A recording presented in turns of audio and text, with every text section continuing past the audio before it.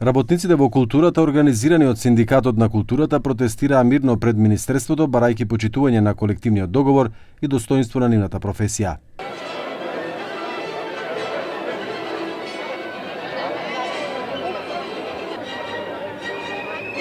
Со транспаренти, вратете го колективниот договор веднаш и културата не се укинува, тие изразија незадоволство поради, како што велат, загрозување на нивните права. Протестот доаѓа по неуспешната средба меѓу синдикатот и Министерството, на која не беше постигнат договор, додека од Министерството беше соопштено дека диалогот ќе продолжи со поинтензивна динамика во наредниот период. Од синдикатот нагласија дека реакцијата доаѓа по одлуката на Уставниот суд за започнување постапка за укинување на колективниот договор, како и поради според нив прекршување во начинот на пресметка на платите и непочитување на договорените права на работниците во културата. Но ние велиме, Уставниот суд не сме да биде алатка за реваншизам. Не сме да биде средство за казнување на оние што се гласни, што бараат, што постојат. Но ова не е прашање на милостина, ова е прашање на права. Поднесовме 800 тужби затоа што ни беа затворени вратите за диалог. Затоа што министерот одлуките ги носеше сам, со негови експерти, а без синдикатите. Ми во културата почнува од оваа зграда, а тоа што донесе одлука Уставниот суд само прелива чашата. Значи, 30 години сите проблеми се од овде, без разлика кој е министер.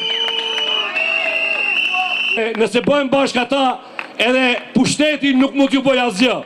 Покундахената, а терата јан те ветам. Значи, оваа држава која што има толку непродуктивни трошаци и која што фрла за се и се што повторно мава, удара, го тепа, го млати, го убива колективниот договор. Па добро, стварно. Не ли е доста? Не ли е доволно? Дали има смисла? Се наметна некаков наратив дека ние вработените во културата имаме огромни плати. И при тоа тој наратив го наметнаа оние кои што земаат 10 пати поголеми плати од нас.